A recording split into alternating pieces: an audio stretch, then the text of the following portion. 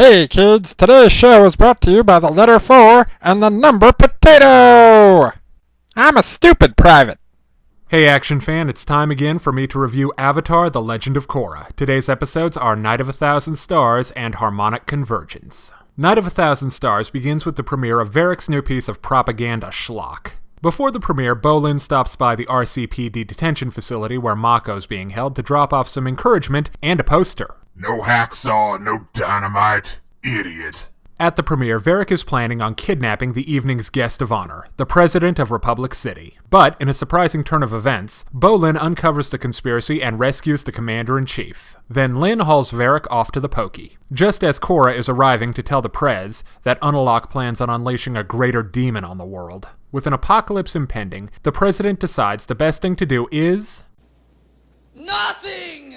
Absolutely nothing! But there's still one guy who can help the newly reunited Team Avatar, Varric.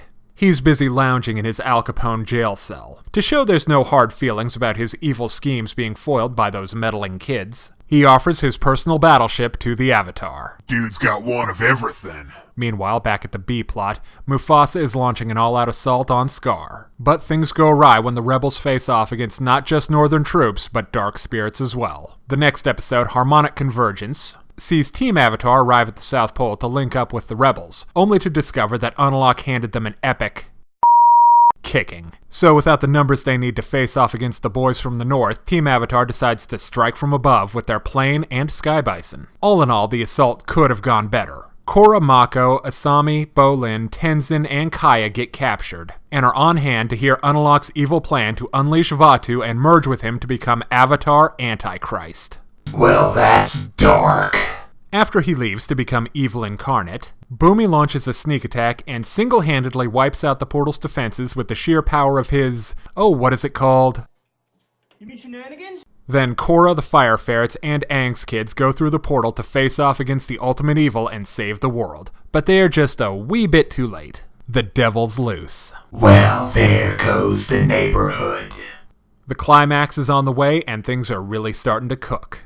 Night of a Thousand Stars is a cool episode. It's finally Bolin's chance to shine, and he makes the most of it. Throughout the season, Bolin's mainly served as the butt of just about every joke on Legend. But he makes up for it now. He stars in a pretty damn cool fight scene that finally gets some use out of the pro-bending arena. It also has a cool gimmick of matching up Bolin's actions in the arena with the ones that he's doing on the silver screen. We also see the return of the romance subplot. Apparently, Korra doesn't remember breaking up with Mako, so Asami's now out in the cold. We don't get to see any awesome metal bending this time around, but Lin sort of redeems herself by putting the mystery together at warp speed and getting Varric hauled off to jail. Speaking of, I wasn't sure I liked the fast resolution to the Varric subplot, but seeing his living conditions and his choice of cellmate made me laugh. So a big thumbs up on that score. But the fight of the episode has to go to Tonraq and Unalaq. The battle between these two waterbending masters is a sight to see.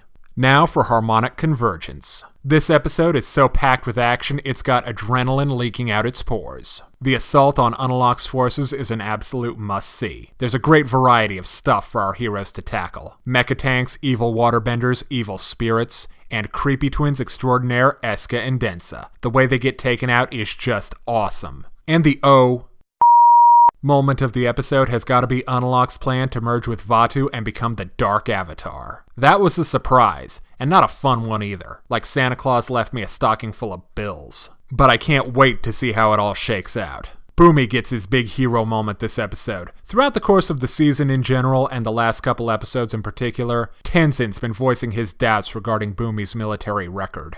That candy civilian wouldn't last 2 weeks in BCT. But when the chips are down, Bumi's the guy you bet on. Both of these episodes sort of have the same problem. They don't really stand on their own, they're just meant to set up the finale, which is looking awesome. So let's break down the good and the bad in Legend of Korra, Night of a Thousand Stars, and Harmonic Convergence. Night of a Thousand Stars has great resolution to the Varric subplot and an awesome hero moment for Bolin, who shows that he can use his muscle and his brains. We also see the reuniting of Team Avatar, so go team! On the downside, that darn love triangle is back, with a pretty weak justification as to why. And the whole affair is maybe just a bit too convenient. Plus, the world's about to end and the president of Republic City won't do This is why I don't support free elections. Next, Harmonic Convergence is the last episode before the hour-long finale, and the stage is set to perfection. The battle with Unalak's boys is the action highlight, and the reveal of Unalak's dark designs make sure that the stakes are as high as they could possibly be. Boomy's contribution to the fight is just hilarious, and lastly, Vaatu breaking free from his squalid prison will send a chill up your spine. This is the beginning of the end, and that's part of the problem. Neither one of these episodes really stands on their own, so I give Night of 1,000 Stars and Harmonic Convergence 4 out of 5. Thanks for watching. I'm the Stupid Private. That's